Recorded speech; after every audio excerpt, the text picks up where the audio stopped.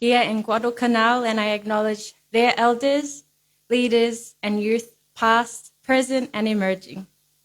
I give special acknowledgement to our honourable guests, the esteemed Miss Pacific Islands Secretariat Chair and team, the Solomon Islands host team, our judges, as well as our families, supporters, online communities, but most importantly, my beautiful sisters, the ambassadors of our Pacific Island homes, our contestants for the Miss Pacific Islands 2025.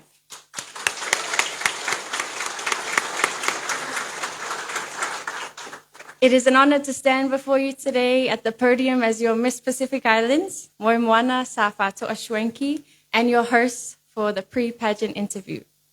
The Miss Pacific Islands platform is a powerful platform to champion the advancement of our Pacific women while preserving, protecting, and promoting our culture and traditions. And unlike pageant systems in the West, where the emphasis is on set beauty standards, our Miss Pacific Islands platform is to advocate for our culture, our environment, and our people.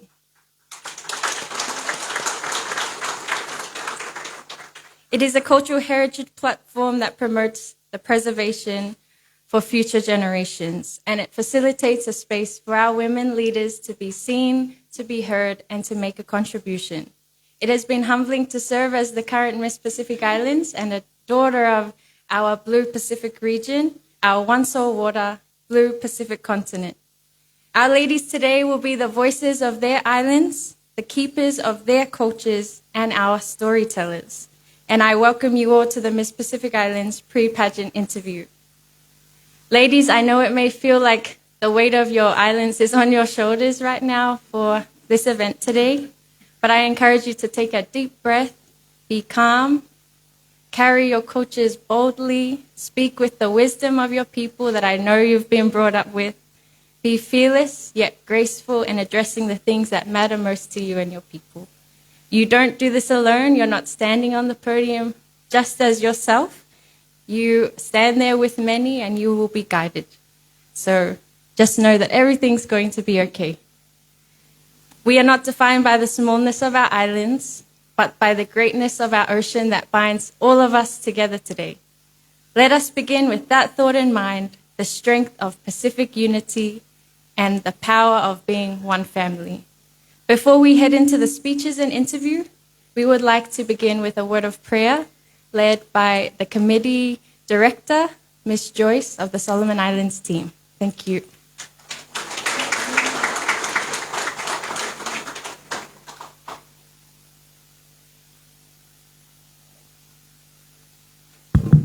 Okay, let us pray. Eternal Father in heaven, thank you for today. Thank you for everyone that has come here to listen to our beautiful girls share their insights on different topics that affect our women. Thank you, Father, for the wisdom and knowledge bestowed upon them. In Jesus' name I pray. Amen.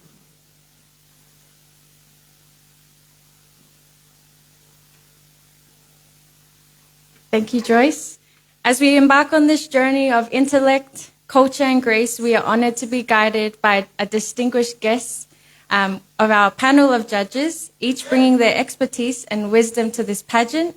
And I would like to acknowledge and announce our main judges in no particular order.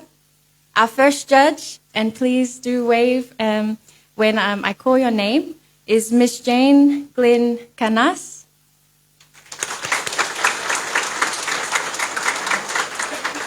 From Vanuatu, with years of experience coordinating the prestigious Hibiscus Festival and her work at SPC, Ms. Canas brings a wealth of experience in cultural event management and community engagement.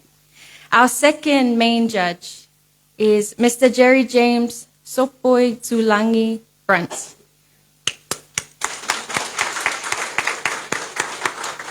Of New Zealand and Samoan descent, a lawyer and the franchisee of Miss Universe Samoa, Mr. Brunt carries a passion for empowering our Pacific women on global platforms.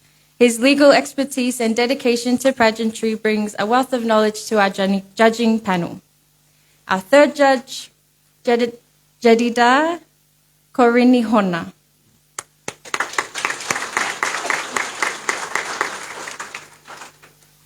of Filipino and Solomon Islands descent, is a former Miss Universe Philippines finalist and an inspiring motivational speaker in Manila. Miss Corinne Horna champions confidence and self-expression, encouraging young women to embrace their strength and purpose. Our fourth main judge is Pakop Sovo.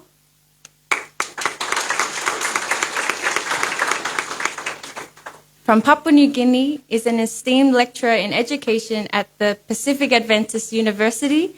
Mr. Sovo is dedicated to nurturing minds and fostering leadership, and his academic insight will help evaluate our contestants beyond just their beauty, focusing on intellect and impact. And our fifth and final judge is Anna Akapi Service.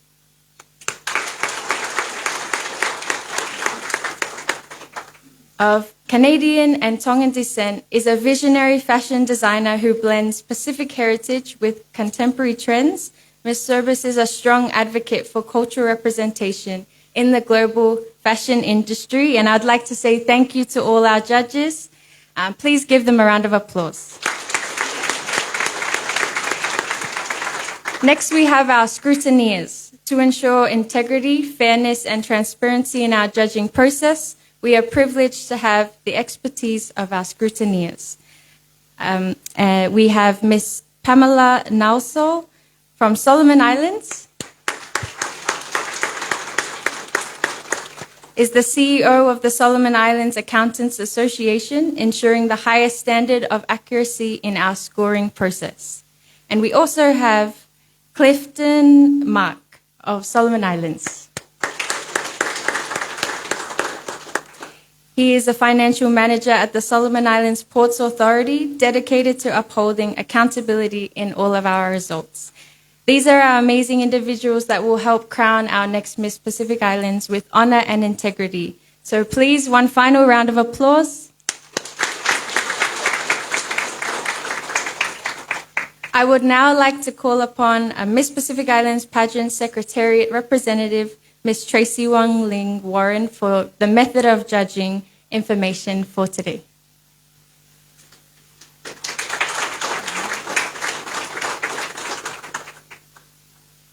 Hello, Oketa. Good morning and warm greetings again, everyone. Welcome to our pre-pageant program again, interview today for the Miss Pacific Islands Pageant 2025. So before we begin, we'd like to go over a few housekeeping matters for the information of everyone who are gathered here today. Please ensure that you switch off your mobile phones or put it on silent to avoid any disruptions during the event. Please, no noise or distractions while contestants are doing their presentations or their speeches.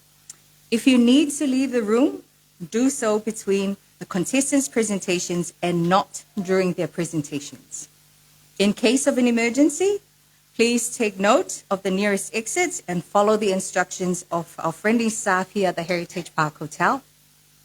And the restroom facilities are located just outside the hallway when you make your way out.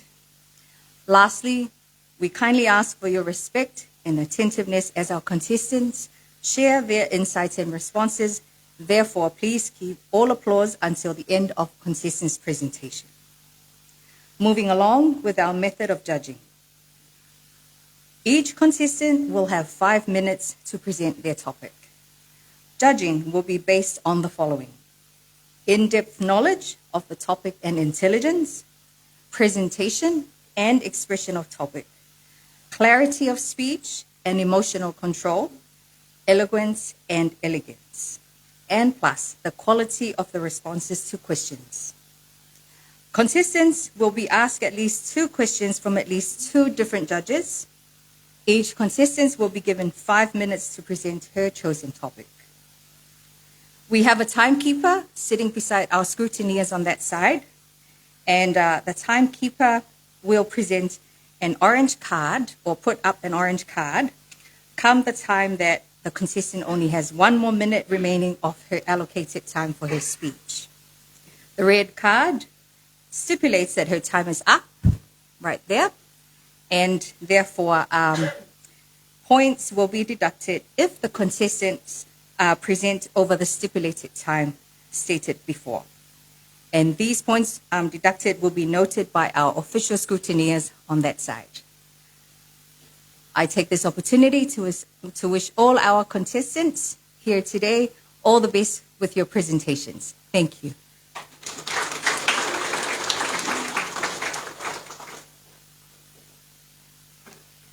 And now we begin the much anticipated part of today, the pre-pageant interview.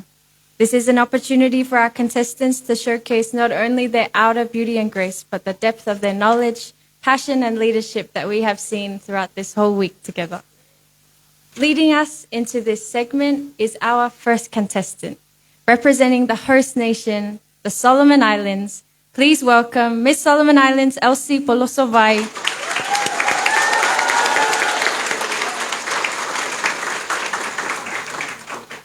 Miss Solomon Islands contestant number 1 will be speaking on the topic of education.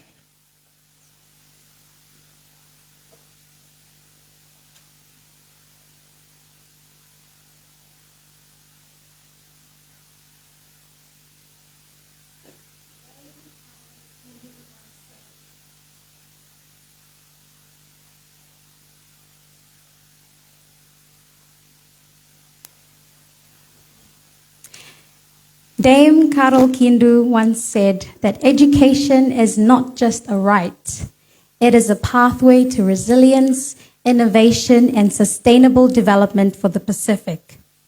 Let us ensure every child has access to quality education as they are the future of our blue Pacific continent. Distinguished judges, ladies and gentlemen, Miss Pacific Island Pageant Committee, and my fellow contestant sisters. I am contestant number 1, Elsie Polosovai, your Miss Solomon Islands 2024-2025. And it is an honor that I stand here before you to speak on a topic that not only shapes individual lives, but the future of our world, education. Education is more than what happens in a classroom. It happens in our homes, our communities, and through the experiences that shape us. Yet, across the Pacific, access to quality education remains a privilege and not a guarantee.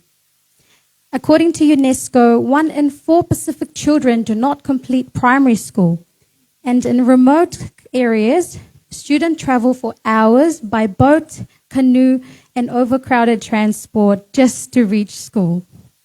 And in some rural areas of the Solomon Islands, 1 teacher may be responsible for up to 50 students. Girls and children with disabilities face even greater challenges, held back by financial struggles and cultural norms. So while I enjoy my short bus rides to school, my cousins in the village still journey through rivers, dense bush just to get an education. But the challenge awaits them even when they arrive at school, as many rural schools lack textbooks, proper facilities, and trained teachers, making quality education even harder to access. So meanwhile, in some communities, boys' education is still prioritized over girls' education, which further limits the opportunities for countless young women. Education should not be a privilege determined by geography, gender, or circumstance. It should be a right, one that empowers every child in the Pacific to realize their full potential. Inclusivity means ensuring that every child, regardless of gender, socioeconomic background, ethnicity, or ability, has the opportunity to learn and thrive. But for many, this remains a distant reality. Children with disabilities in particular are often stigmatized and excluded from quality education. During a charity visit to one of the vocational training schools, I spoke with a student who shared how his disability has made him feel undervalued and often discriminated by his own community. And these are not just personal struggles, these are the barriers that hold us back as a collective to progress in our societies. So how do we break these barriers, and how do we make education truly accessible and inclusive in the Pacific? Number 1, invest in inclusive infrastructure. We must build more schools that are accessible to all children, including those with disabilities. But we also need to think beyond our traditional classroom. Mobile schools, online learning platforms, and community-based digital programs can bring education to students who face these barriers. During COVID-19, the SIBC News delivered school lessons via radio, and while in Fiji, there were solar-powered radios that brought education to remote villages. Innovations like these prove that true inclusivity means reaching every child, no matter their circumstances. Number 2, let's challenge cultural norms. We must dismantle barriers that limit girls' access to education. Providing scholarships, mentorship programs, and safe learning environments will empower girls to stay in school. As the saying goes, educate a girl, break the cycle, and power a sustainable future. Number 3, strengthen partnerships. Sustainable solutions require collaboration with government, organizations, and community. While UNESCO and UNICEF are doing a great job, there is still more work to be done. Education should go beyond the classroom. It should spark creativity, build critical thinking, and equip students with real-world skills. And by amplifying these efforts and directing resources where they are needed the most, we can create a well-rounded learning environment. Ladies and gentlemen, thank you very much for listening.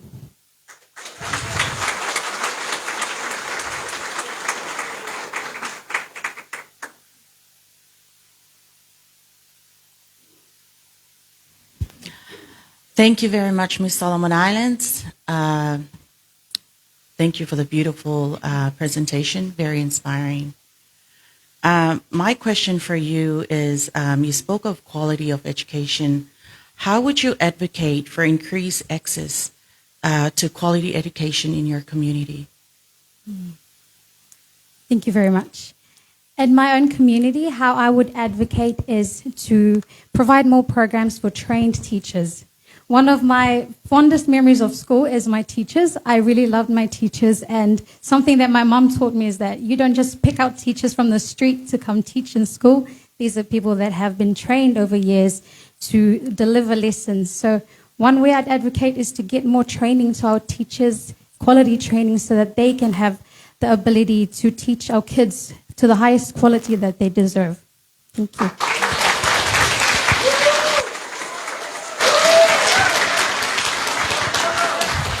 That was a beautiful answer, Ms. Solomon Islands. Now, you are a lab technician as a profession, and science can be a very boring subject, especially for the younger generation. So, how would you use your voice as Ms. Solomon Islands to encourage the students to embrace health and sciences?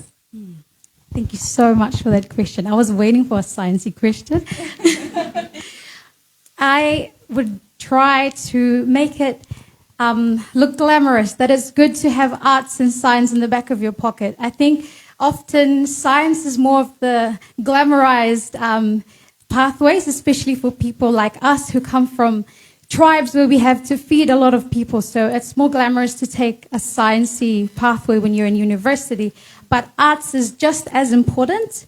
Arts and science should always go hand in hand, and I always try to make that known. I always tell people that, I do a little bit of acting on the side. I do a little bit of traditional dancing and that on the side on top of my lab tech work. So, yeah, it's always good to make it look glamorous and make it look like someone can do two things at the same time and not just one. Thank you very much.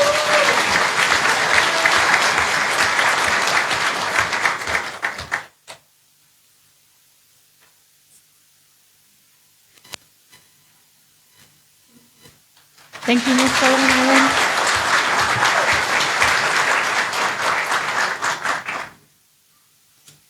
Thank you so much, Ms. Solomon Islands, for your insightful sharing about education and how it shapes our future. And thank you, judges, for your question. Next, we turn to the subject that is deeply woven into our identity, which is culture, and representing Samoa. Please welcome contestant 2, Miss Samoa Litara Yeremia Allen.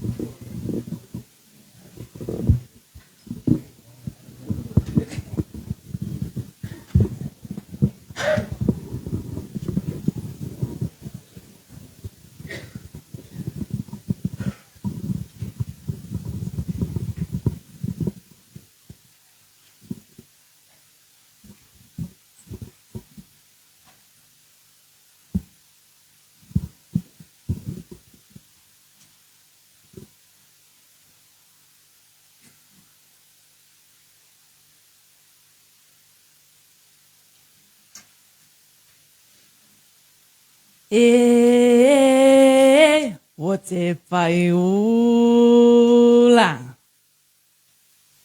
walau iula e mamai le tavae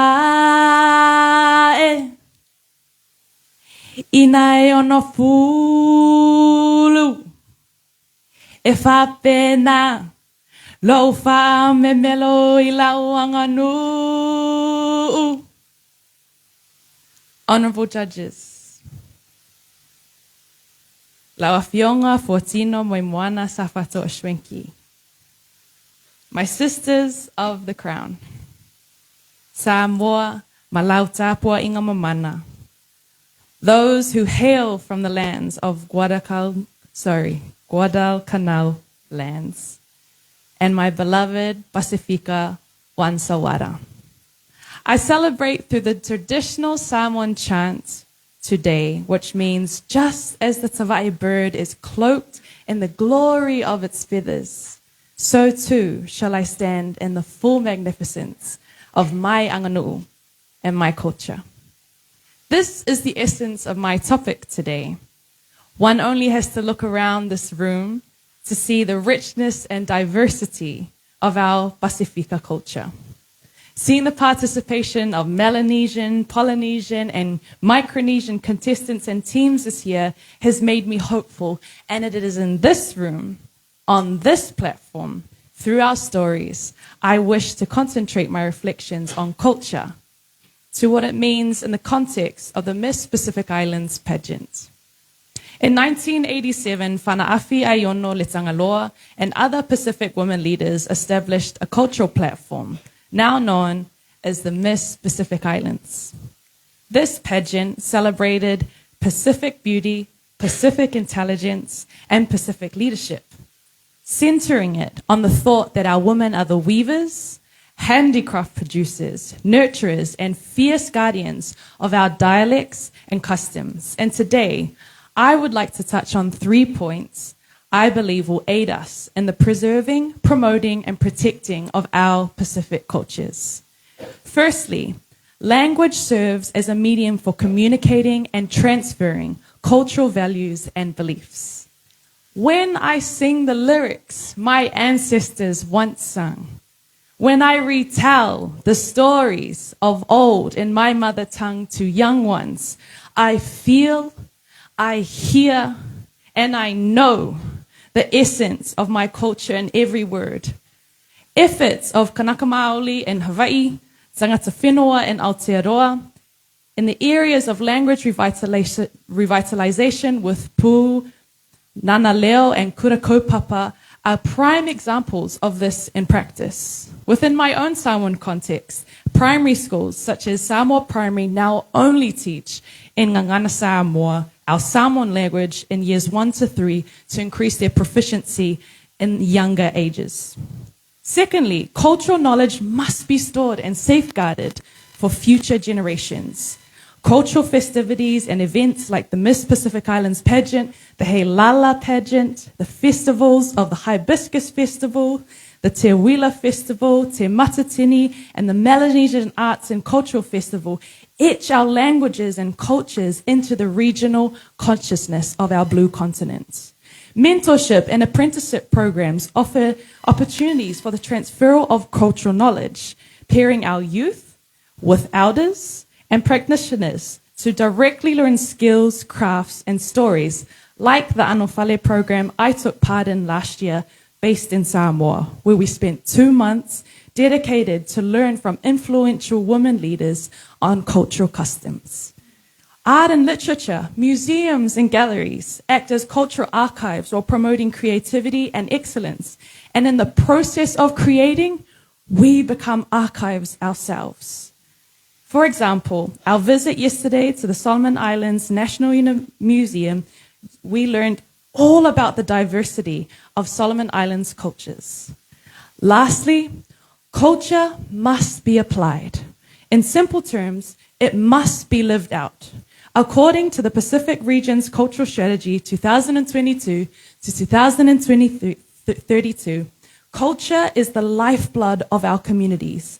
It is a key catalyst for the development of our island nations. So to end my presentation today, I would like to say whaftai tele lava, malau whaalwalo tele lava.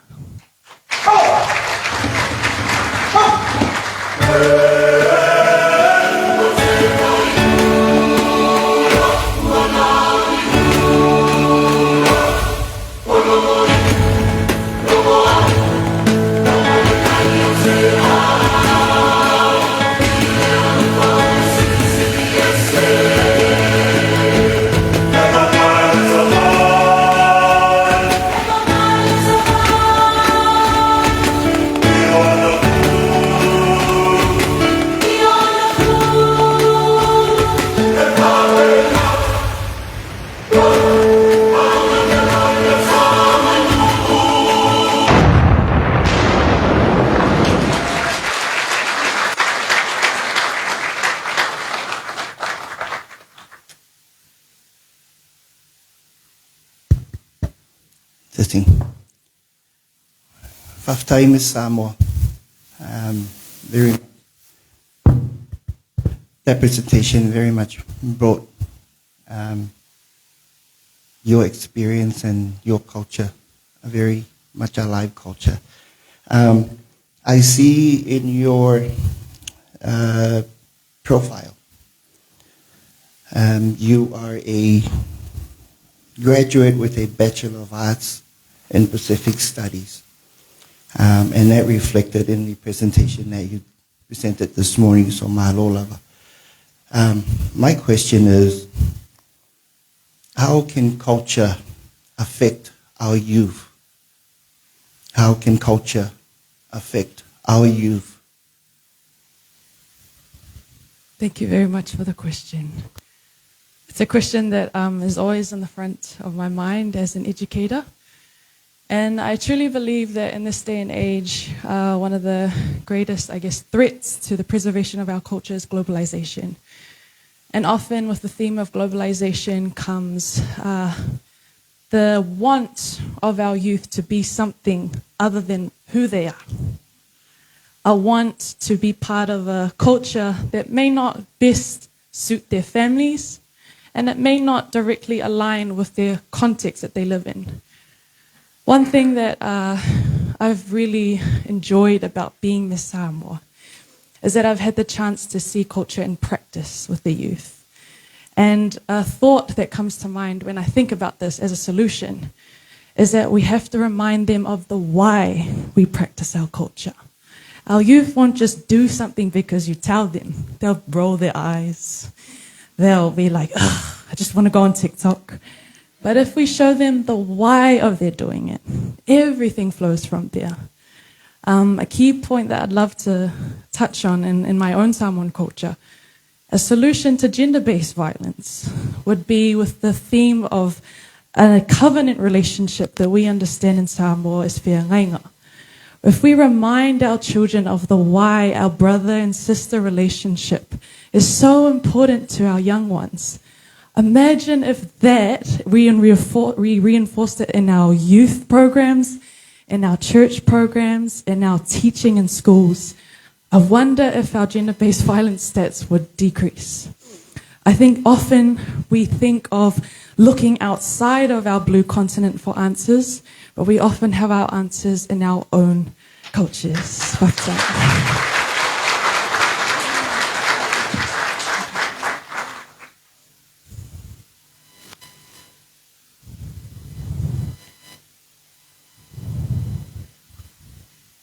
Thank you, Ms. Moore, for your response. You are contesting to become Miss Pacific and realizing the loss of tradition throughout the Pacific. It's alarming. If you become the Miss Pacific, where and what would be your priority areas to address the loss of tradition in the island communities of the Pacific? Thank you very much for the question. Some of the research that I put into preparing for this topic was looking at the Pacific Regional Framework, I believe, for culture, set for 2022 to 2032. And one of the issues that they highlighted was that the areas of lack in the area of cultural preservation was funding. A lot of the cultural initiatives that start are often funded personally or privately. And so one thing that I would love to advocate for if I was to be crowned Miss Pacific Islands is to work with policymakers, work with NGOs, not only our private sector that often fund these things, but our public sector as well, to ensure that these programs that are already being done get the money to support and reinforce those things. Again, I'd like to reinforce that idea, and we have a proverb in Samoa that goes, "If a fole alamea, ele alamea." It means that when you are spiked by a alamea kind of fish or a starfish, you must turn it over and it will suck the poison out of your foot. So the antidote for the alamea problem is the alamea itself, meaning that our solutions to our own problems are within our own communities. Taftai.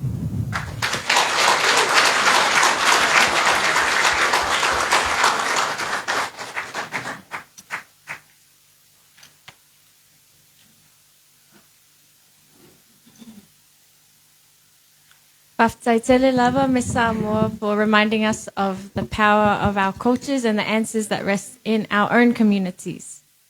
Now we shift our focus to tourism, an industry that allows us to share our very cultures with the entire world. Please welcome contestant 3, Miss Tonga, Rachel Guttenbell.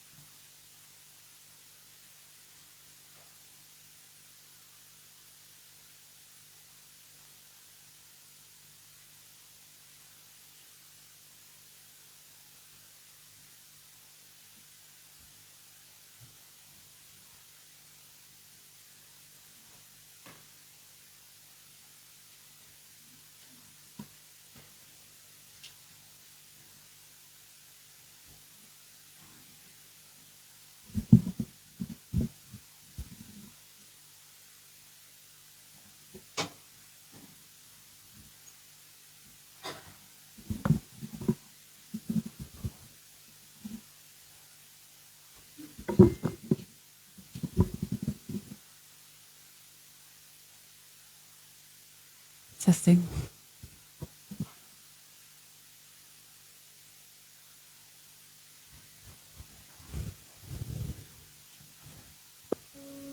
O ku iai haki whanua o tui o seni, na i kai ke mau o tua. Na masiva helele, hallelujah, gomonu ia enu. Ma'aloilale, I would like to acknowledge the presence of our Heavenly Father in our midst and all present here. Ladies and gentlemen, this is a national favorite hymn akin to all Tongans. Its significance reminds us all what E Belihau Ofa has taught us well. We are a sea of islands and not islands in the sea. We are blessed beyond measures, though we have very little to offer, lest we lose hope. Today, I stand before you to discuss the significance of tourism in the Pacific and the critical role our young leaders play in shaping its future. Tourism is more than just an industry. It is about our values, our people, our land, and our ocean. These defines our uniqueness, and it is imperative that we protect and cherish these treasures. Tourism is essential for our economy, environmental conservation, and cultural preservation. I want to share and shine light on the young leaders who are at the forefront of this movement, hailing from diverse backgrounds, be it environmental science, cultural heritage, or community advocacy. They unite with a shared vision for Tonga's tourism. By highlighting their achievements, we underscore the vital role of diverse leadership coming together and supporting one another in propelling our tourism industry forward. However, tourism in the Pacific faces significant challenges. Climate change poses a long-term threat, with rising sea levels, extreme weather events impacting our islands. Limited infrastructure hampers our ability to cater to a growing number of tourists. Additionally, cultural practices and norms can sometimes conflict with assumption of the international tourism development.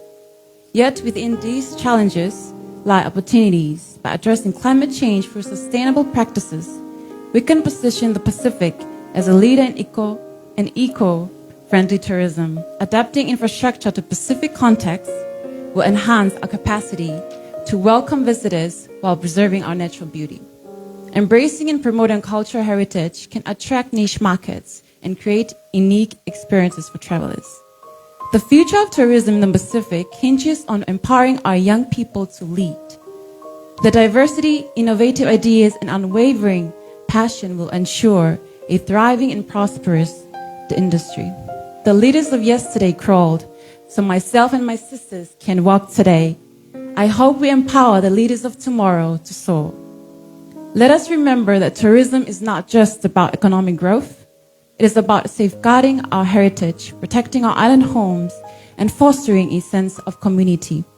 I stand here not alone, but one of many young women leaders in Tonga and across the Pacific, championing solidarity through the vastness of our moana, molded by the guidance of our ancestors, gathered here today on the woven mats of our Pacific mana. This is our Pacific tourism, a regional identity of good hospitality, food, and vibrant people. The unity in our diversity, persevering and leading still in the face of adversity. Still for all ages, for all eternity in this Tongan hymn. Laupe palofisai toki olive eua, pule anga musiasi kai malo iha fonua. Hota monu, e ta mao hahau, kau kaua. Malo avito.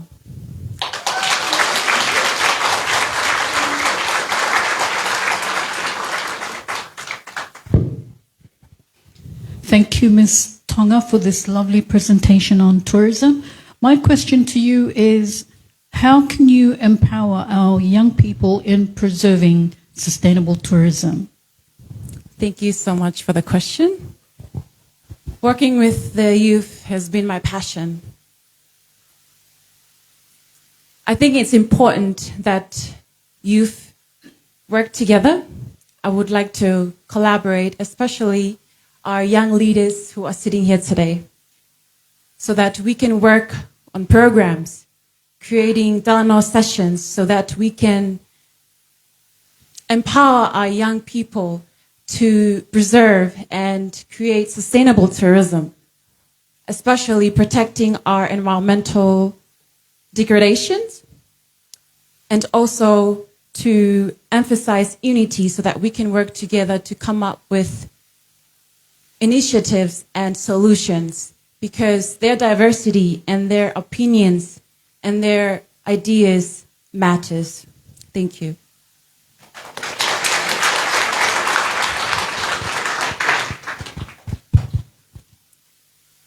Thank you very much, Ms. Tonga. That was a beautiful presentation you had. Thank you. Ms. Tonga, if you are to win Miss Pacific Island, how would you promote the Pacific to the world? Thank you for the question. How will I promote the Pacific to the world? The Pacific is not just a vast ocean or a land of islands. It is about our cultural heritage, conserving our environment, and working with one another to protect our island and our people. Firstly, cultural heritage is important to us. It is our identity. And it is important that we work together to enhance and create awareness so that everyone is with us together. Just like Epeli Haofa said, we are islands of the sea and not, we are sea of islands, sorry. We are sea of islands and not islands in the sea. Second of all is fighting against climate disasters. And that means taking action matters. And this includes everyone, not only the youth, but all people around the Pacific. And lastly, I call upon our leaders, everyone, to work together as we march to create a better, resilient faith and dedication to stewardship for our country to thrive in the future. Thank you.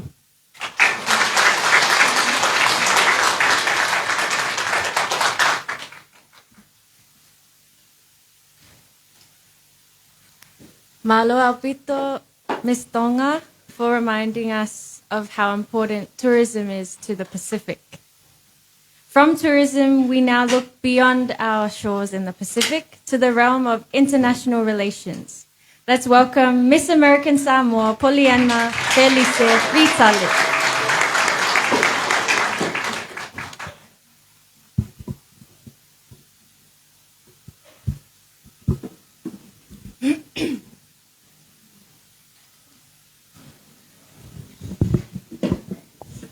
Test.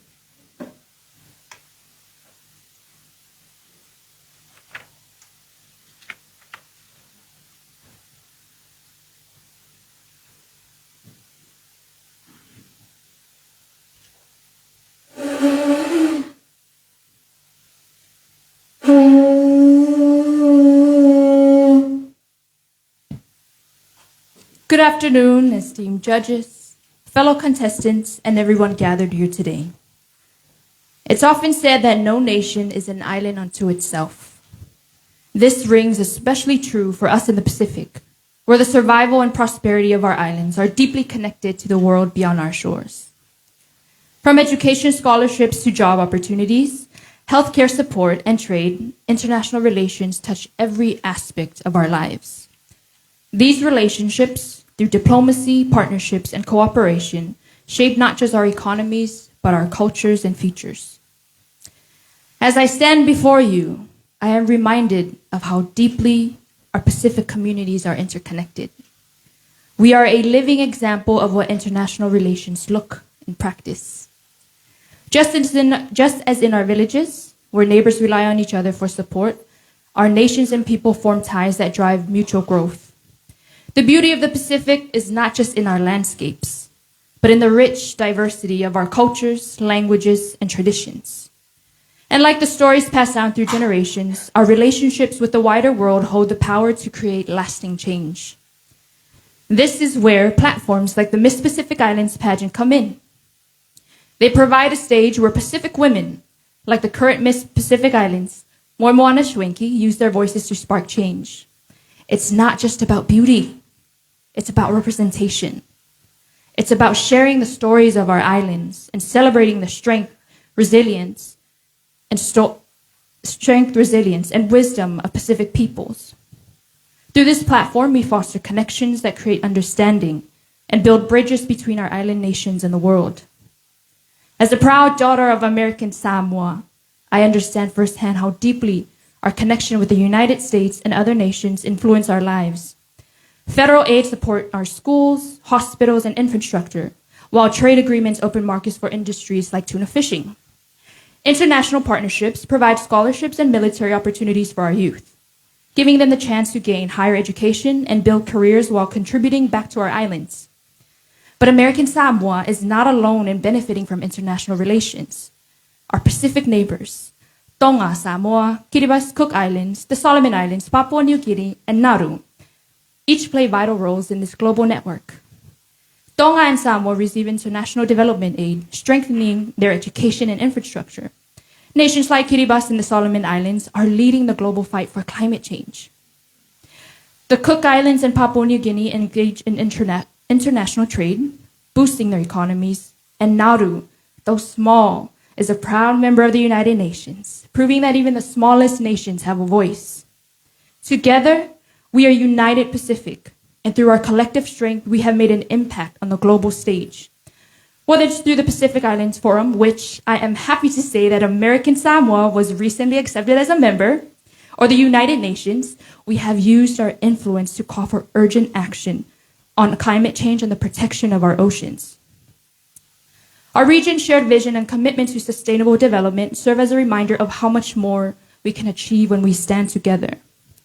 As Pacific women, we carry this legacy of unity and purpose. The Miss Pacific Islands pageant is not just a beauty contest.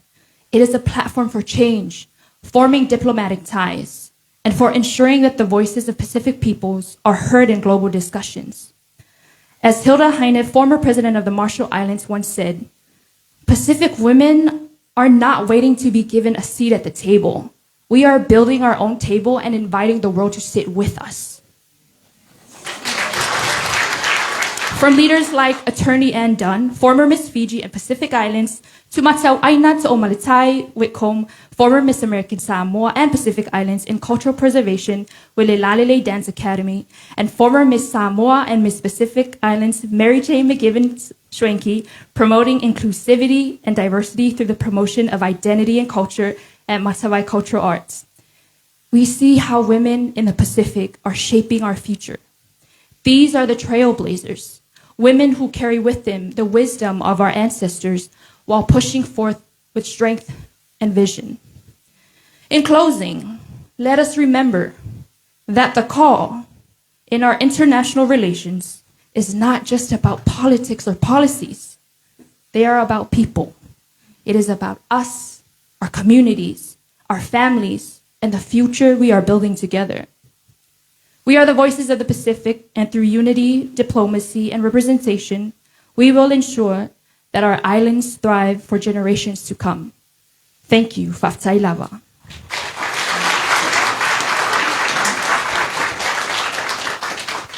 That was a powerful speech, Miss American Samoa. Thank you. Now, social media is a powerful platform to unite and divide.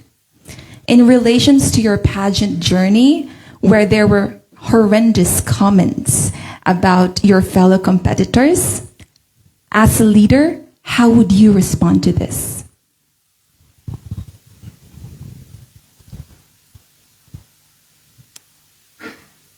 You know, it's so much that's out of our control on social media. And we can't really control the negative comments that come our ways, especially as competitors. But I would love to share with you all the journey that my sisters and I have had, regardless of the backlash or the negative feedback that we've been receiving online. I tell you, I just laugh at it because it's like me and my sisters get along so well. And I feel like the true essence of leadership is not entertaining the negativity. We let it blow with the wind.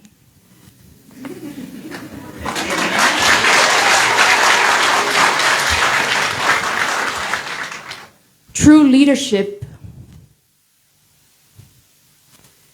is letting God center you and guide you with your values in life.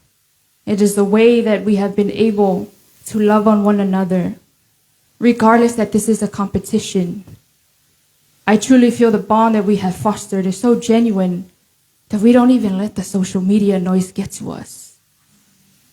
Because as I've stated, it's much more than a beauty contest.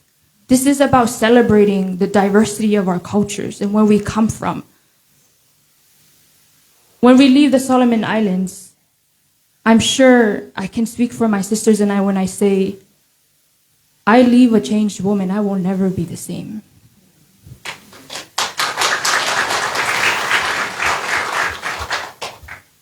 True leadership is walking in humility. And it has been so humbling learning from you all. And I mean that with my whole heart. I hope that answers your question.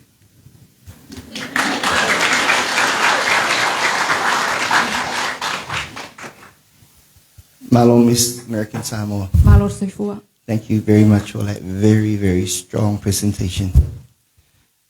My question for you is, and you touched on cultural diplomacy. What role do you see cultural diplomacy play in international relations?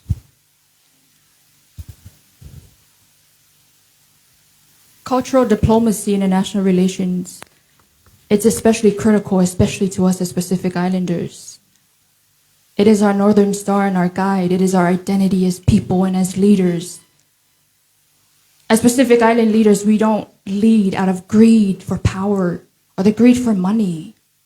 We lead for the love of our people. We lead because we're caretakers of the largest body of water. We fight for a deeper purpose. We don't just lead for a title. Where I'm from in American Samoa, as well as my sister Litara, we share the same culture. We say that ole ala I le pule o le tautua. The way to leadership is through service. And I believe that is the way that most of our Pacific Island people lead. We lead with service and we lead with the heart of wanting change for our people. And not the money or the power or playing into the capitalistic way of life. That's not who we are. And that's why cultural diplomacy is so important. It is the heartbeat of who we are as leaders in the Pacific.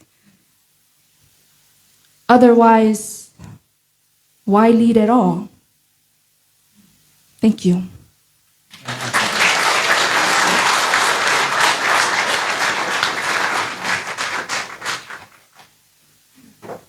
Just before we introduce the next contestant, may I remind of our housekeeping matters. We just heard a phone ringing at the back. So please, again, switch off your mobile phones or put it on silent mode. We do not want any disruptions while the contestants are having their presentations.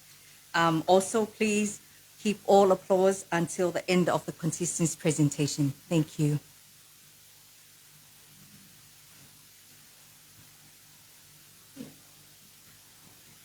Maloli fa'asoa, fa'aftai Miss American Samoa for your very inspiring words.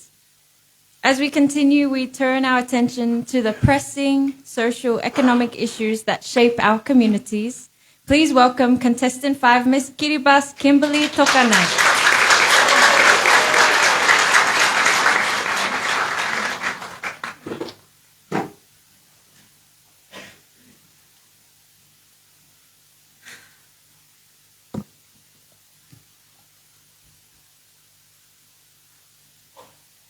Leadership is not tested in times of comfort. It is tested in times of adversity. Honorable judges, my lovely fellow contestants, and ladies and gentlemen, from the Benini Melody and warm Pacific greetings. Our region is known for its beauty and cultural heritage, but it also faces urgent challenges that threaten our future well-being. Today, I want to highlight 3 critical socioeconomic issues: climate change and socioeconomic vulnerability, youth unemployment, and social inequality. These challenges affect real lives, and we need strong leadership and urgent action to address them. Our blue continent is at the forefront of climate change with far-reaching consequences. Rising sea levels are eating away our precious lands, taking away the opportunity from people and families to grow food and earn a living. Intensifying natural disasters are destroying homes and businesses, setting back economies by years. Ocean warming is depleting fish stocks, threatening one of our biggest industries, fisheries. The economic impact is also staggering. The World Bank estimates that climate-related disasters cost us over $1 billion annually. But how can our small island nations recover when resources are already stretched so thin? This begs the question, how do we secure our economies against the crisis that we did not create? The answer lies in sustainable solutions like climate resilient infrastructure, economic diversification, traditional knowledge, and stronger regional cooperation to access climate funding.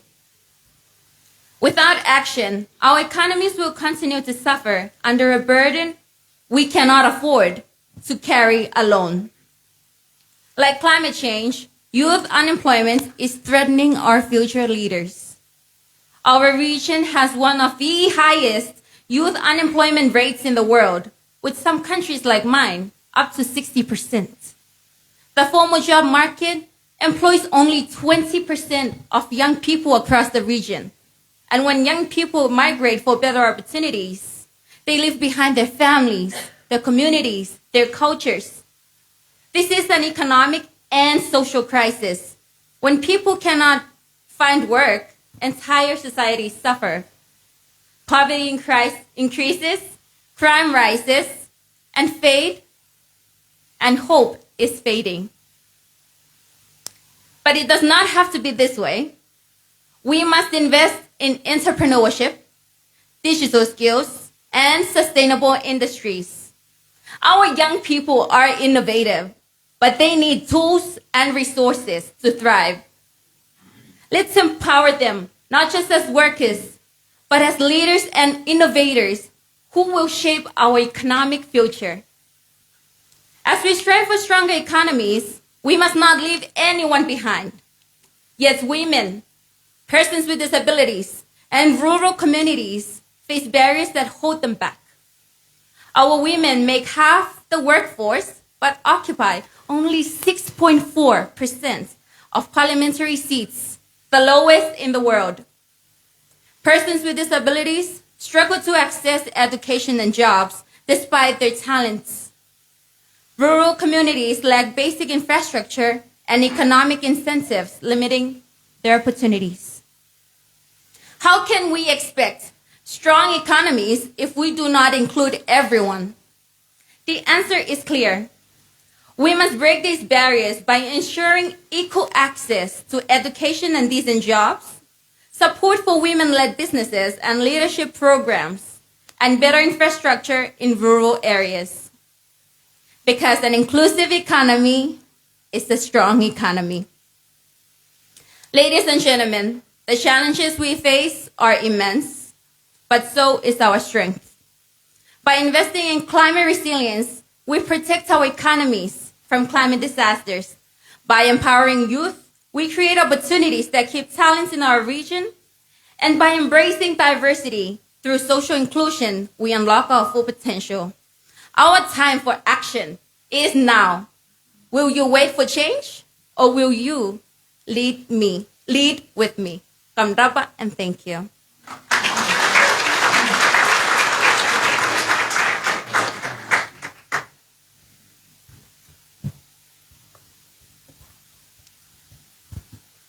Thank you, Ms. Kiribati, for that presentation. Of course, those issues are real and affecting the islands of Pacific. My question is, how do you see traditional knowledge as a way of addressing unemployment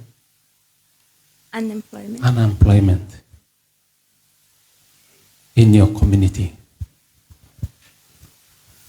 Can you repeat the question one more time, please? Pacific would like to preserve its culture, and how do you see tradition as a solution to unemployment? Lovely question. Thank you.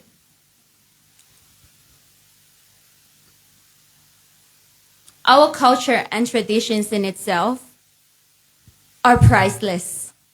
And there are skills there that have been in our generations, in our way of life since the beginning of time.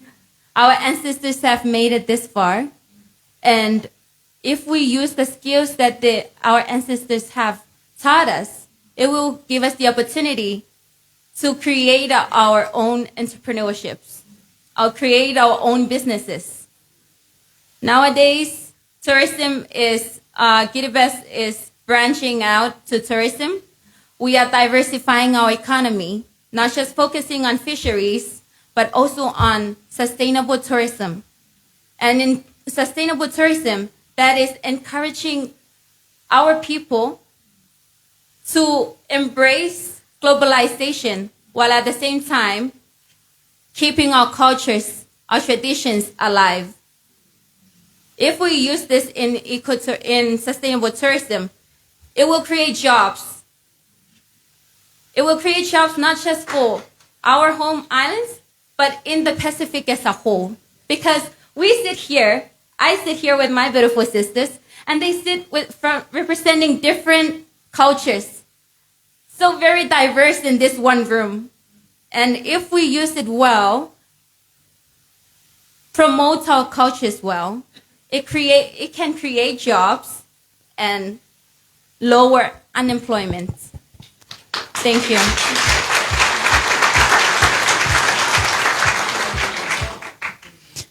Thank you, Ms. Kiribati, for a very good, excellent presentation. Actually, my question to you was asked by my fellow judge, so I've got to quickly come up with another question. If you are crowned the prestigious title at the end of the week, how do you intend to work with youth in the region in combating social inequality?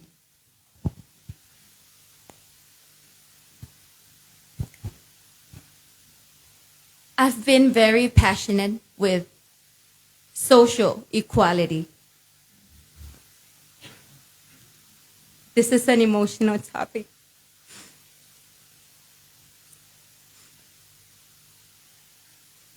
So I grew up with my mother, who had her leg amputated when she was young. And I grew up and I didn't realize that people with disabilities were discriminated against, because my mother was a strong one. She fights for her opportunities.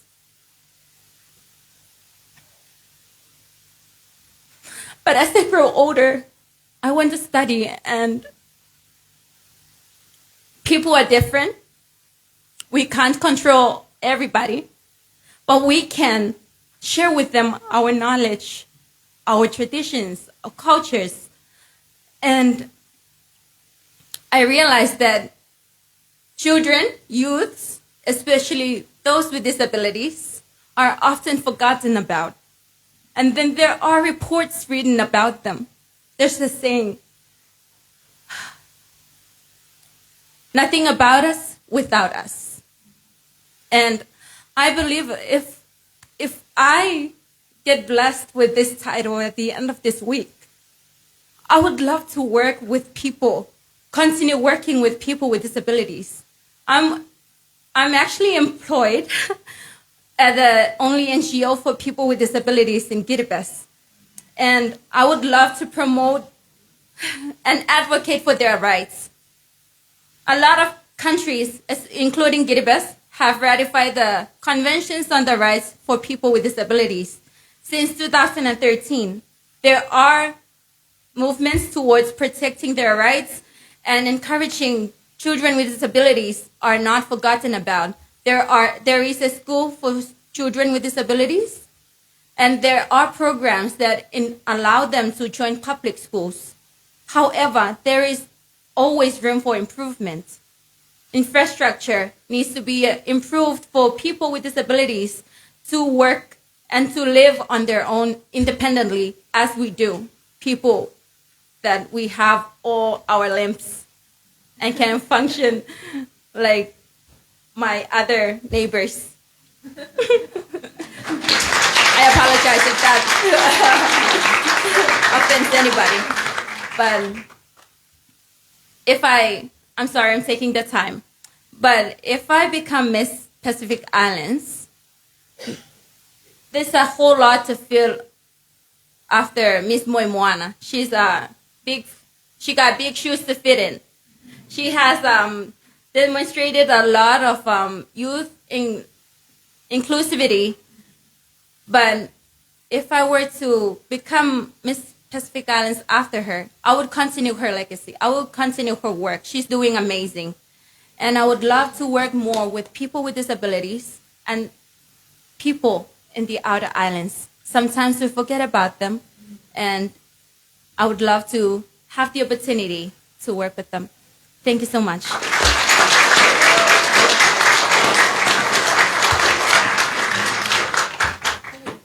Koraba, Ms. Kiribati. Thank you for being very brave to address important issues in our region. I'm sure you can all tell that the women who have spoken, they don't just speak from their mind, they are speaking from their heart, and you're doing very well. And it's a great honor to introduce our next contestant with the focus of health for our people, which is vital for our well-being. Please welcome contestant 6, the beautiful Miss Papua New Guinea, May Hasola.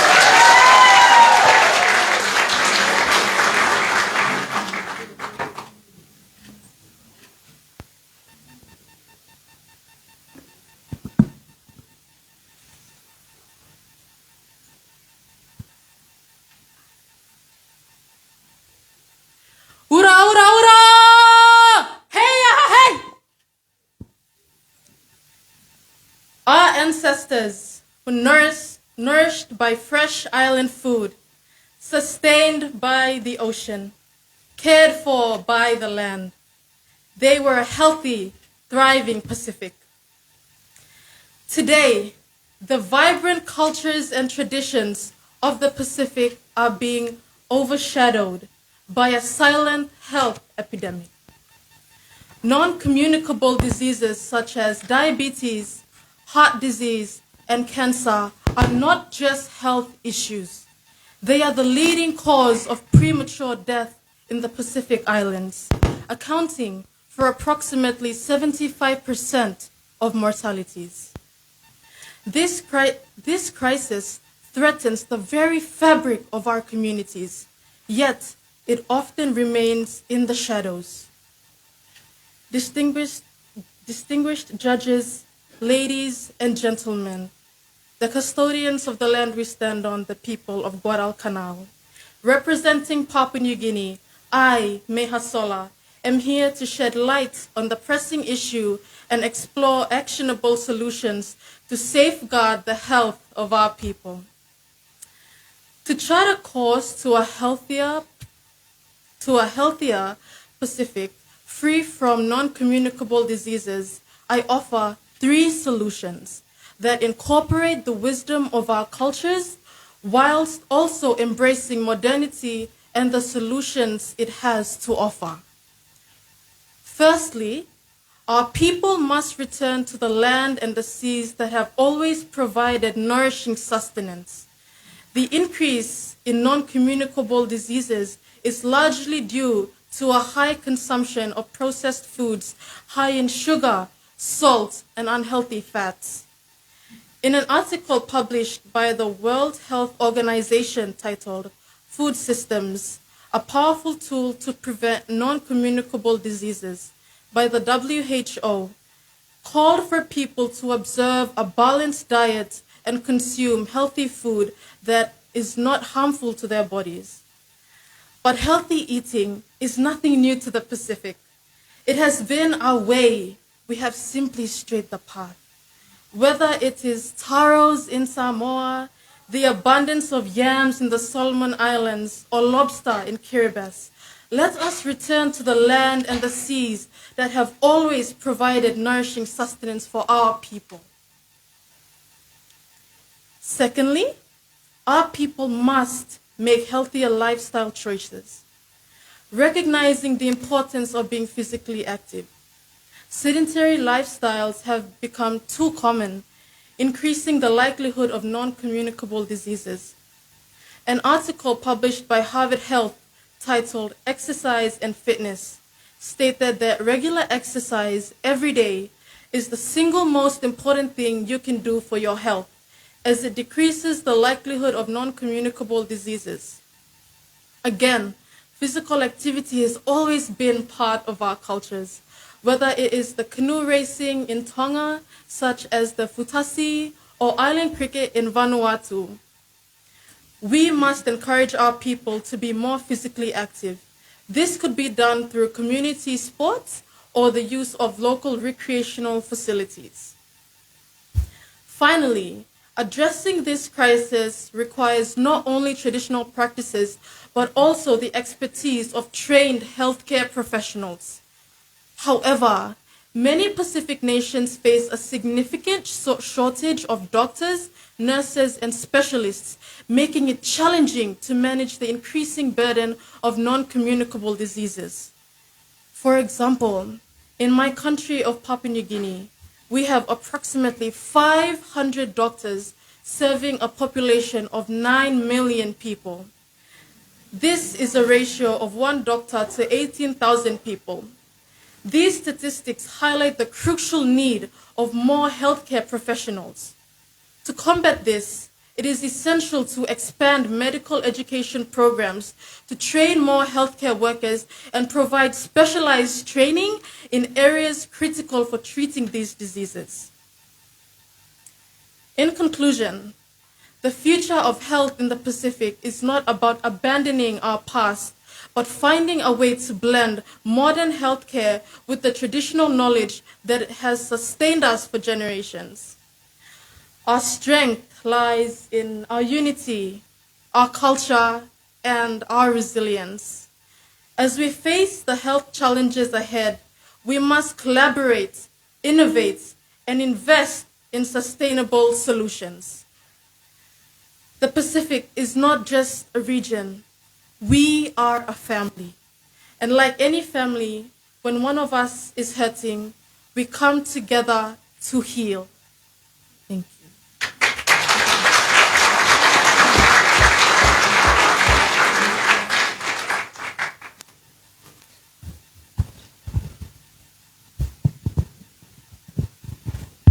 Thank you very much, Ms. PNG. That was a very strong presentation.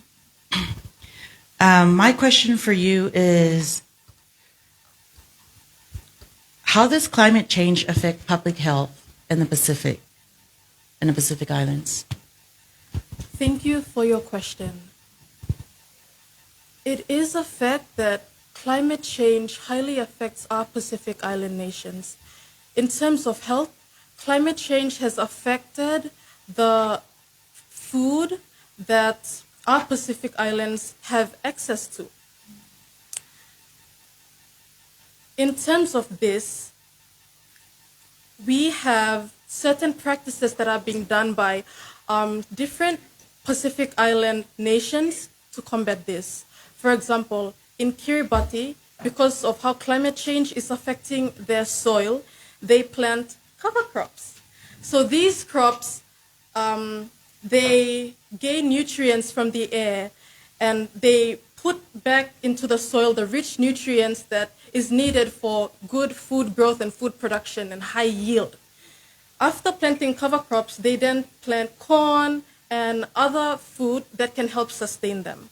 We can learn something from the island of Kiribati. Though facing climate change and facing food shortages, they have found a way to overcome this.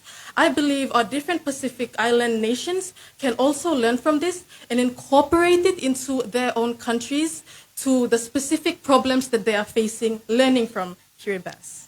Thank you.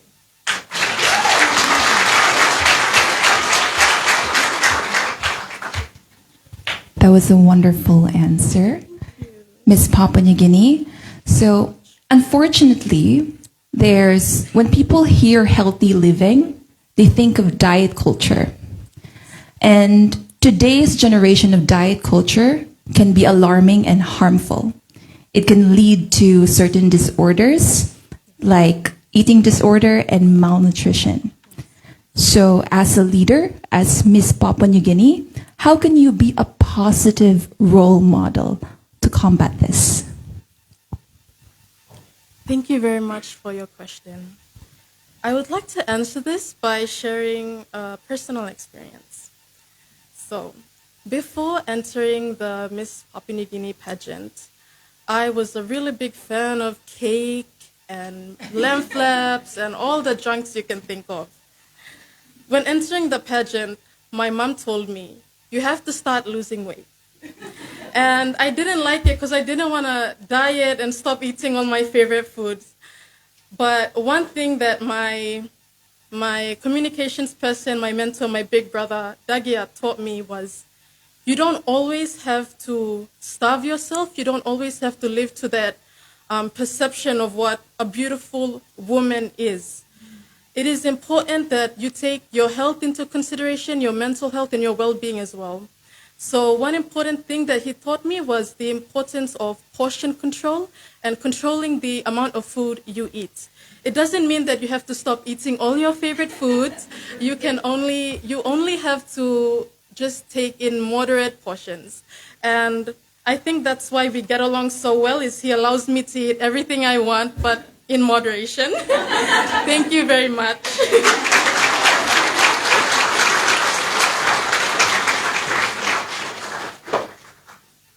Thank you, Tomas, Miss Papua New Guinea, for that beautiful and very relatable presentation and your answers. From health, we now move into a domain that keeps our youth active and inspired, which is sports. Please welcome contestant 7, Miss Naoero Chale Deye.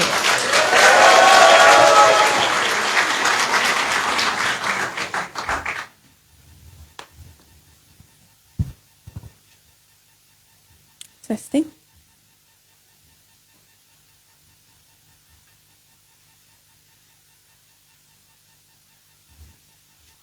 Good morning, panel of judges, pageant organizers, pageant contestants, ladies and gentlemen.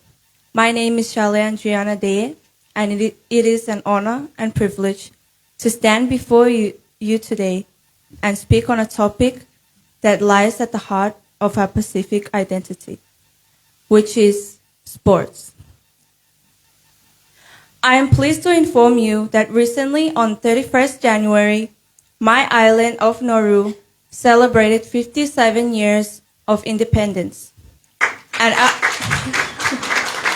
our president, His Excellency David Adiang, announced that this year's theme is youth and sports, which is very fitting for my topic. In my home nation, we are proud of our deep connection to weightlifting and powerlifting. Our athletes have shown time and again that size does not define strength. And through dedication, discipline, and determination, we have been able to excel on regional and international platforms, from lifting iron to lifting the spirits of our people. While we celebrate diversity in sports, we must also recognize and honor the invaluable contributions of Pacific women in sports. Too often, the strength the strengths and achievements of our female athletes have been overlooked, yet they continue to break barriers, inspire future generations, and bring glory to their nations. From gold medal winning lifters to women's rugby champions and trailblazing netball players across the Pacific, our women have proven they belong on the world stage.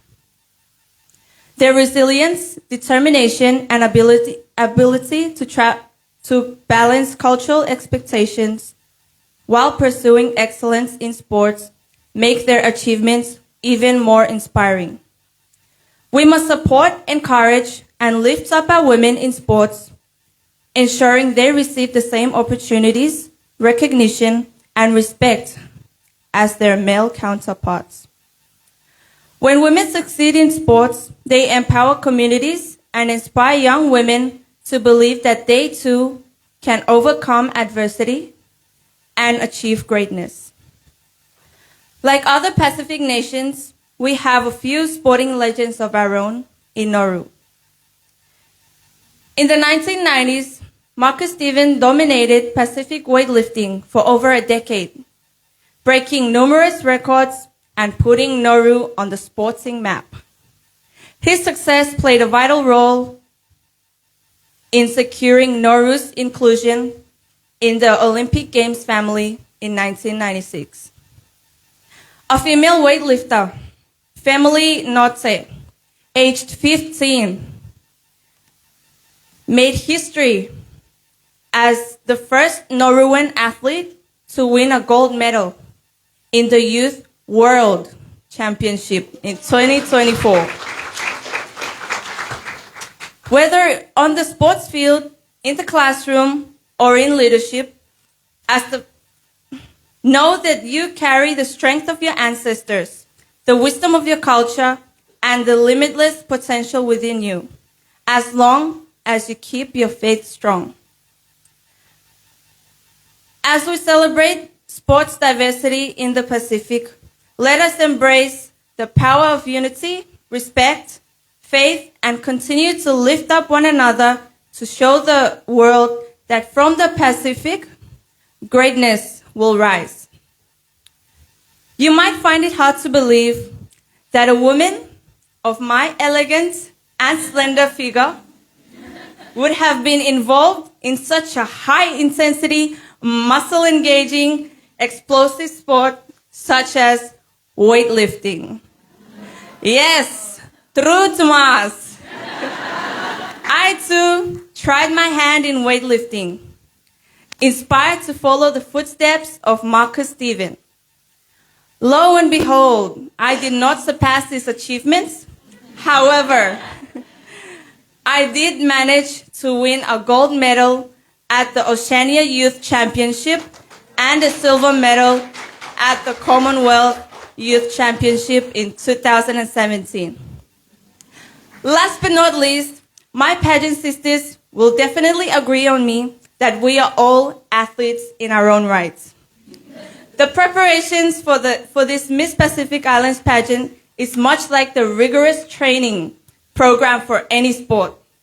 We wake up early, go through our routines, practice, don the attire, and then execute the game plan. On that note, I encourage you all to exercise, engage in sports, and stay healthy. Matubakar, thank you, Tomas.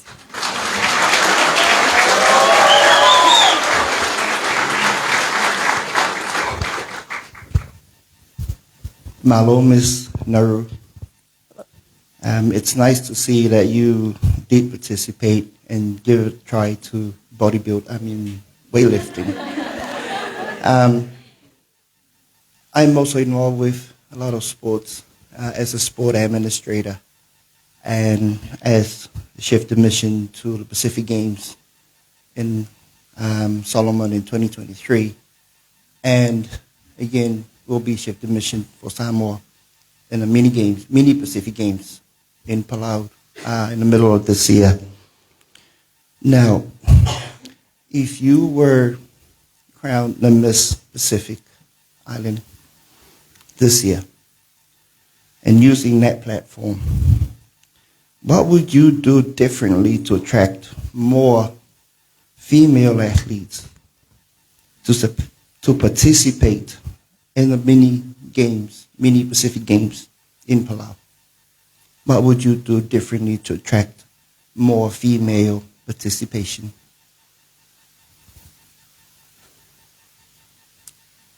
Thank you for the question.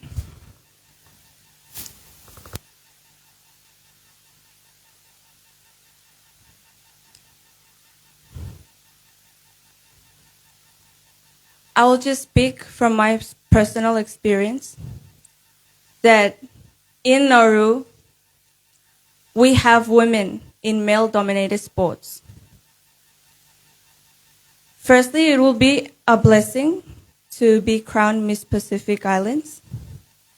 And what I would do is I would share my knowledge from Nauru to all the other Pacific Islands. Because in Nauru, there's a lot of inclusivity, and there are a lot of female athletes there. And maybe if we could showcase the successful athletes, I think we could encourage all the other youth women to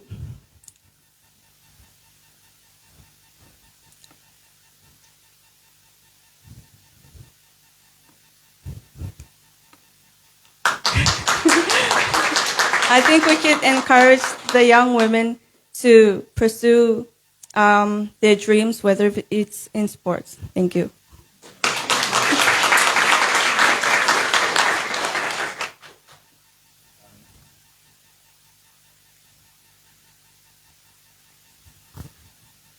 Thank you, Ms. Nauru, for attending to that question. We know that sports has value in it. How do you see using sport as a medium to promote values throughout the Pacific communities?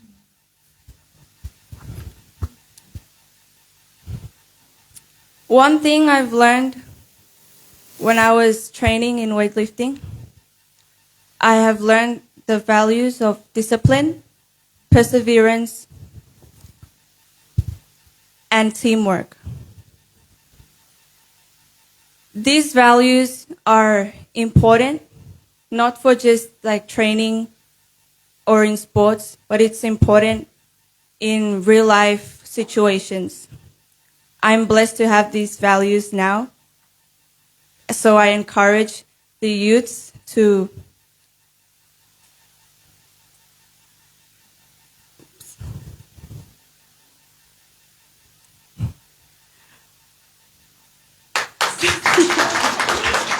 I would like to encourage the youths to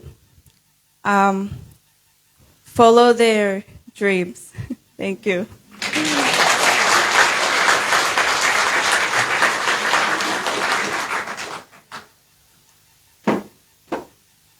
Tabuako, Ms. Nauero. Thank you for sharing the wonderful initiatives in your own island home and inspiring all of us with your sharing today. Finally, we arrive at the topic that is also of critical importance, environment and climate change, which our very future and planet rely on. So please welcome contestant 8, Miss Cook Islands, Ngate Pairu Mawate.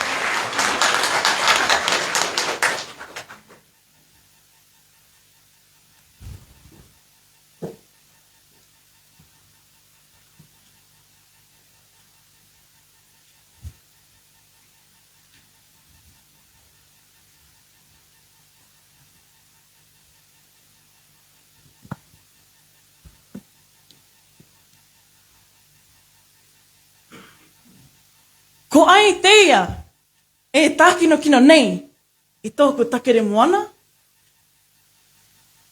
E tai aka ki. E ngaru atu paka. E pō ai oio. E aorangi kua mā kita kita. E pō kere kere, kua haue te inua, tea kāroa. These are the words of my elders, and it says, who is destroying our ocean? Our waters are rising. The waves are stronger. The winds are devastating. The heavens are temperamental. The darkness has unfolded the tears of our ancestors. We must protect. Ake, ake, ake. Kia ora, ladies and gentlemen, distinguished judges, honorable board members, and, of course, my beautiful Pacific sisters. Greetings in the name of our Lord Jesus Christ. I'd like to share with you all my thoughts on environment and climate change in our beautiful Pacific Islands. The Pacific is our home, our paradise of turquoise waters, lush forests, and vibrant cultures. But today, our home is in danger. Climate change is no longer a distant threat.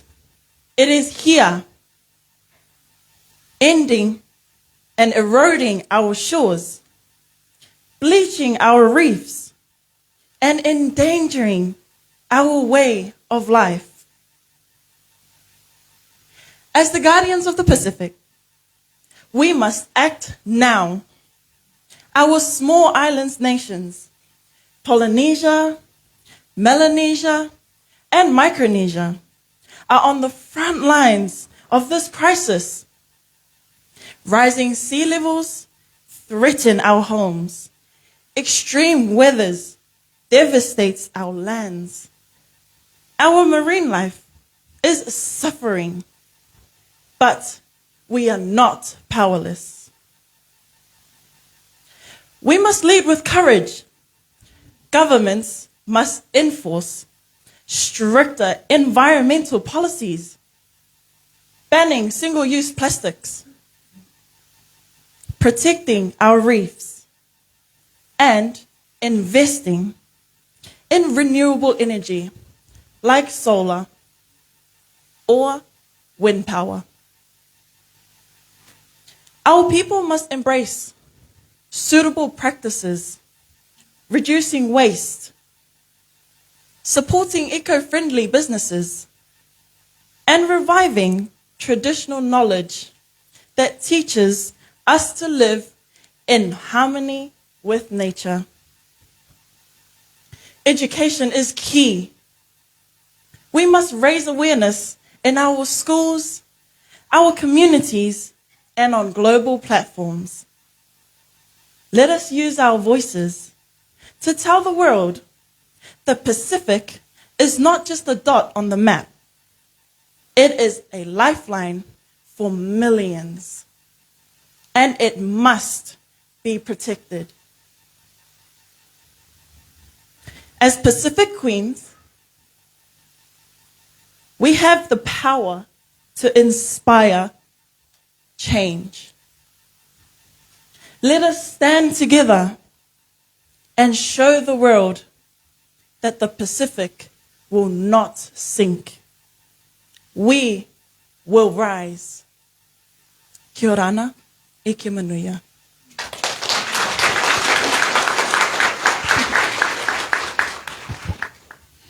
Thank you, Ms. Cook Islands, for this lovely presentation. My question to you is, the church or faith is entrenched in the lives of many in the Pacific. How do you see their role among the youth in the climate crisis, in combating the climate crisis? Thank you for the question. I believe that everything we do and Christ beside us, anything is possible. The value of faith would inspire many generations if we believe in the Lord.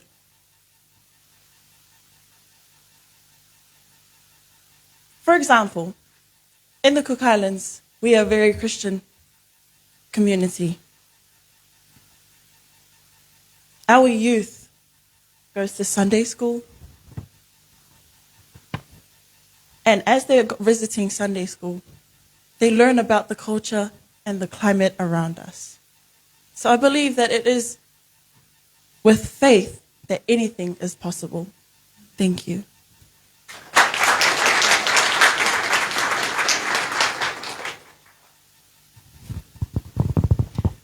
Thank you very much, Ms. Cook Islands.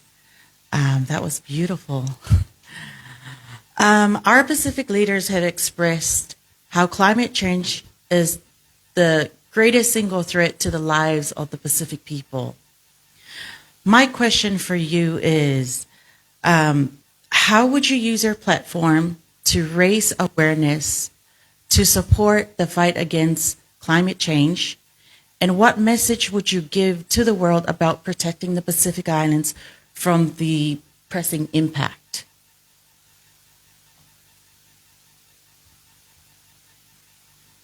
Thank you for the question. I agree that climate change is affecting our Pacific. One thing I would do in support of combating climate change is working along with our governments of the Pacific, using this platform to raise voices of our communities, our Pacific people, so that their voices are heard.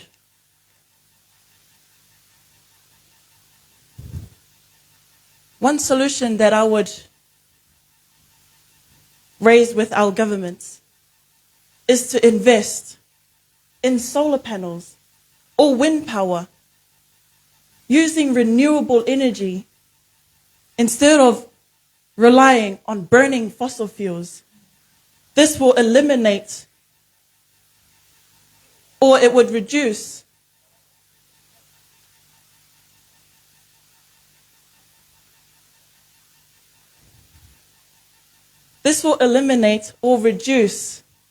our climate change weather conditions. Thank you so much.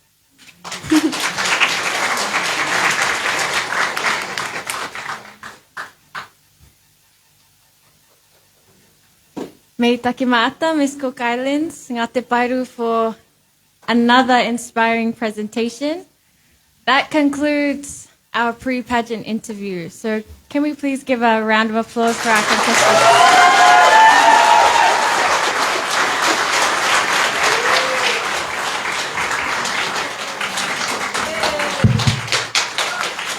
Actually, I'll ask our ladies to please make a line in front of the stage. Elsie, if you could lead them just in front of the...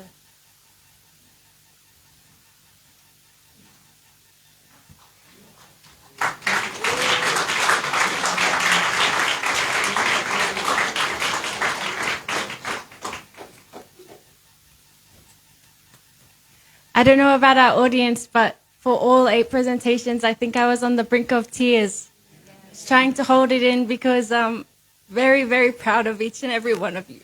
So please, another round.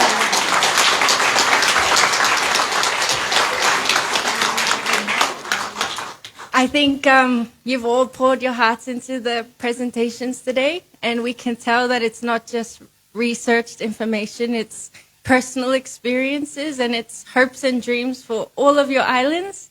So I hope you feel the weight off your shoulders now. That's one big event completed. And now we just have to focus on the pageant now. So I'm very, very proud of you. You're all testament to what our Pacific girls and women can look up to and aspire to. And I hope that everyone watching online and everyone watching right now can see how beautiful our women are when they're really supported and raised and nurtured with Pacific values and Pacific culture. And I hope and pray that everything that you've said today can be heard near and afar, from Solomon Islands to every corner of our Blue Pacific region, because it really is so important. So I want to congratulate each and every one of you for your sharing. You've really lifted my spirit today, and you've lifted a lot of people's lives. And I actually have a special gift for you before we conclude our pre-pageant interview section. It was actually a book, and I think everything that you shared today, it was all of the thoughts and ideas that I had to put in this book, and it's releasing tomorrow.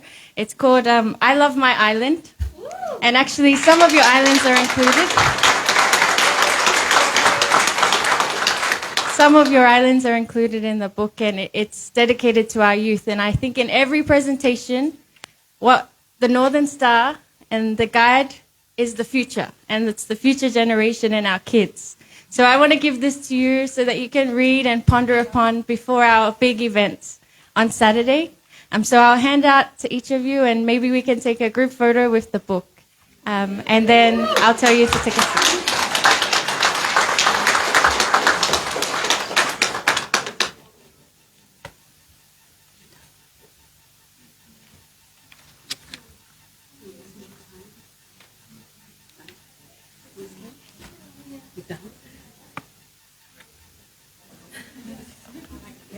Just hold it so I don't see it.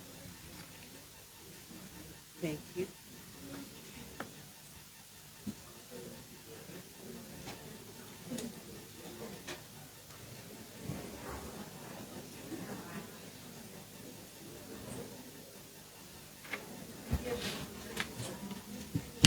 Is someone coming too?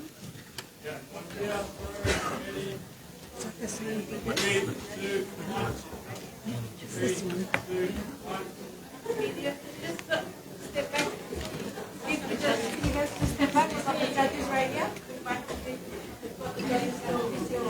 We're still deliberating.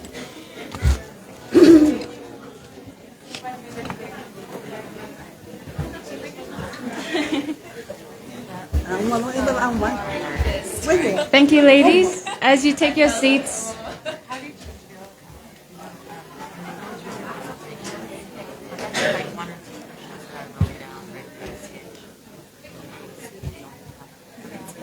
as our ladies take their seats, I also would like to extend a big heartfelt gratitude and respect to our distinguished panel of judges. Thank you for asking questions that really engaged our beautiful sisters here to really think and share experiences not from only their island, but a lot of them shared things from all across our Pacific.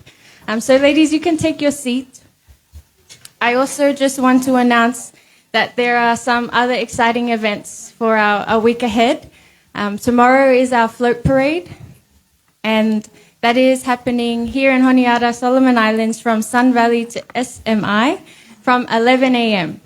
So that's a note to all people here in Honiara. Please join us tomorrow for our float parade and support our 8 beautiful contestants who will bring their culture here to Solomon Islands. Followed by our float parade will be the crowning night, the final night of our Miss Pacific Islands pageant, Saturday, February 8th, and that will be happening at Friendship Hall from 7 p.m. I believe the tickets are sold out, or there are only a few left, which is just in the general seating, but you can also join us on the live streams for our online communities. So that will be our crowning night, where one of our beautiful 8 contestants will be crowned our Miss Pacific Islands.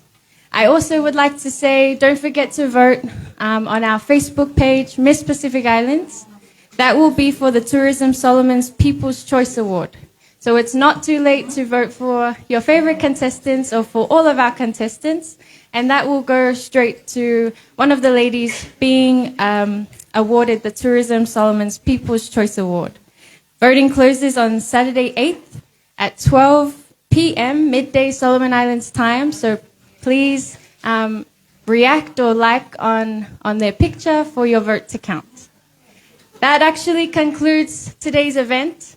Thank you so much for your attention and for your time. Thank you to my Solomon Islands and everyone watching, and have a great day. God bless.